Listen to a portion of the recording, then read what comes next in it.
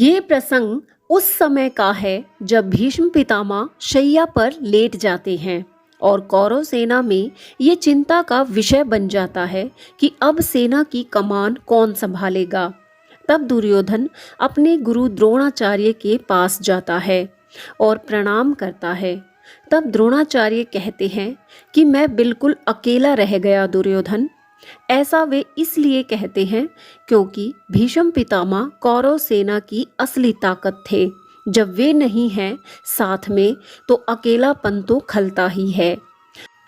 आगे गुरु द्रोण दुर्योधन से कहते हैं कि जब अर्जुन पितामह के रोके नहीं रुका तो किसके रोके रुकेगा दुर्योधन। तब दुर्योधन कहता है कि उसे आप रोकेंगे गुरुवर। तब दुर्योधन आगे कहता है कि मैं तो आपसे केवल इतना कहने आया हूँ कि आज से कौरव सेना के प्रधान सेनापति आप हैं। तब कर्ण आगे बढ़ते हुए कहता है कि अब आप ये तो नहीं कहेंगे गुरुवर कि ये राधेय आपके ध्वज तले भी युद्ध नहीं कर सकता। कर्ण ऐसा इसलिए कहता है क्योंकि पितामह भीष्म ने कर्ण को अपने ध्वज तले युद्ध नहीं करने दिया था, क्योंकि वे कर्ण को असभ्य मानते थे।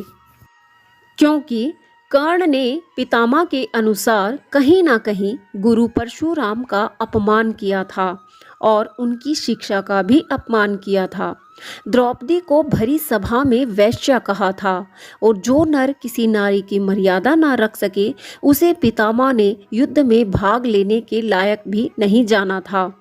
द्रोणाचार्य कहते हैं कि यदि तुम युद्ध में भाग लेने के लिए इतने उतावले हो रहे हो तो तुम्हारा स्वागत है अंगराज कर्ण। तब दुशासन बीच में बोलते हुए कहता है कि अब आप भी पितामह की भांति ये तो नहीं कहेंगे कि मैं पांडवों का वध नहीं करूंगा। तब गुरु द्रोण कहते हैं कि मैं ये कहूँगा तो नहीं, लेकिन मैं ये वचन भी नहीं दे सकता।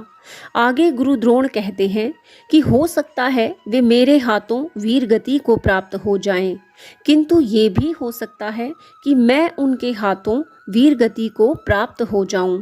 ये रणभूमि है दुशासन, यहाँ कुछ भी हो सकता है। मैं कुरुवंशी नहीं हूँ, इसलिए मेरे निर्णय का क्षेत्र सीमित रहेगा। मैं गंगा पुत्र की भांति ये भी तो नहीं कह सकता कि मैं किसका वध करूंगा और किसका नहीं करूंगा। लेकिन जब तक तुम्हारे पक्ष में हूँ दुर्योधन, तुम्हारे शत्रु से युद्ध करना मेरा कर्तव्य है। फिर गुरु द्रोण कर्ण से कहते हैं कि कौरव सेना में तुम्हारा स्वागत है अंगराज कर्ण, तुम्हारा स्वागत है। और कर्ण को मन में अति प्रसन्नता होती है कि अब जाके वो अर्जुन से युद्ध कर पाएगा, क्योंकि उसके जीवन का लक्ष्य यही है कि स्वयं को अर्जुन से सर्वश्रेष्ठ धनुर्धर सिद्ध करना।